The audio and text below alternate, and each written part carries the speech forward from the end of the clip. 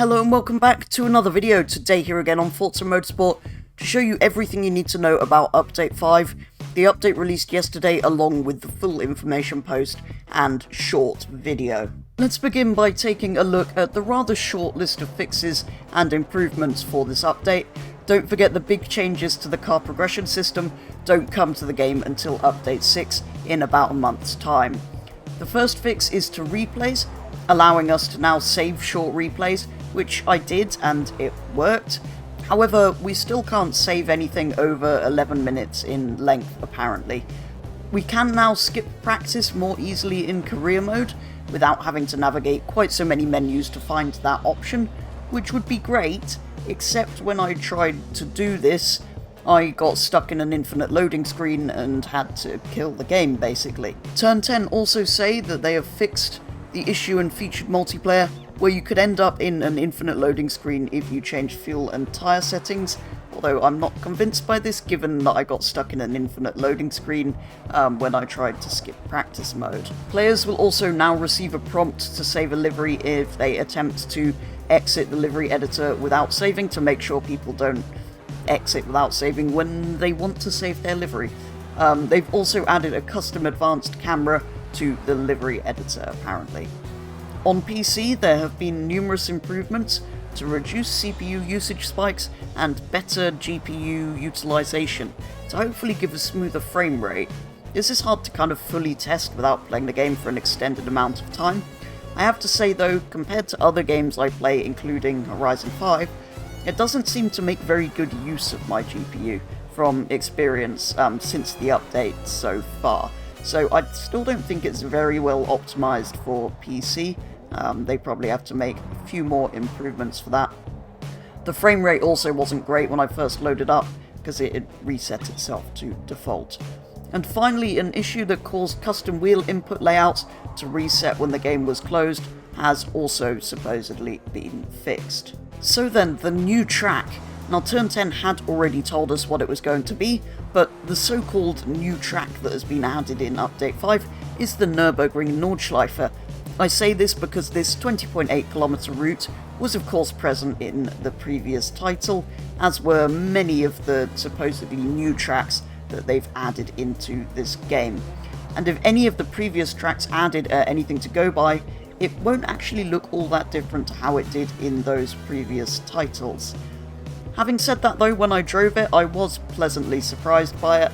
I was slightly confused by the many red and white flags and strange little triangular warning signs, but the first impressions, it does feel quite different to how I remember it in previous titles, but I haven't played those for ages, so I could be wrong. It might be more similar to what it was like in previous games to how I'm remembering. A few corners though did feel slightly off to me compared to other games, but like I say, I haven't driven this track in anything for ages, so that could just be me misremembering it, but it did feel like some of them were slightly wrong. This means though that we now have 3 Nürburgring layouts in game, the GP track that the game came with, but also the Nordschleife of course, and the combined layout using both of these pieces of track. It is of course an iconic location to have in the game, and it is therefore very good to see it back, but it really should have been in the game from day one, to be honest.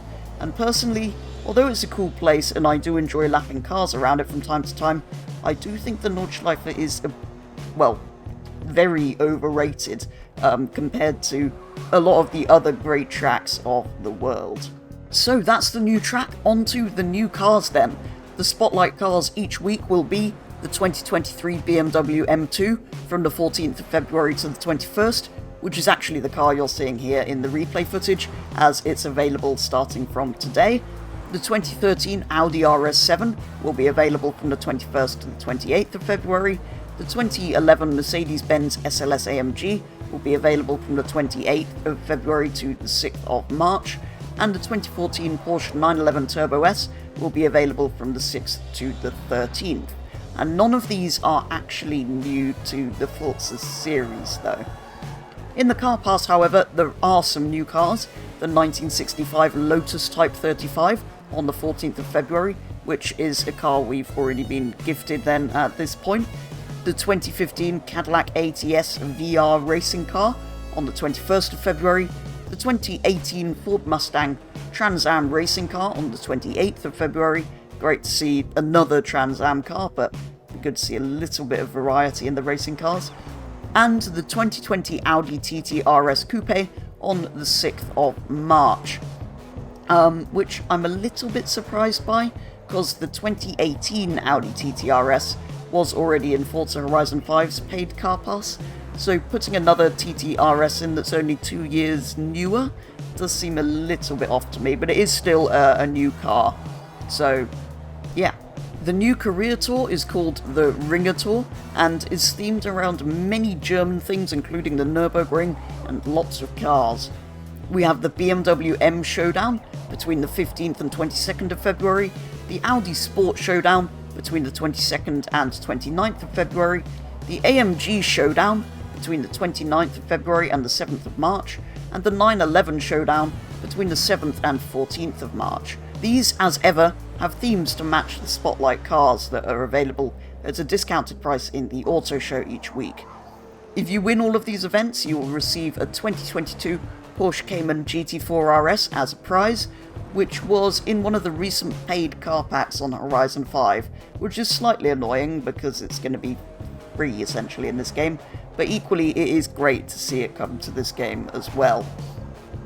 The new Open Tour will also be against German opposition, and if you complete all of them, you will win a 1974 Porsche 911 RSR, which is quite cool.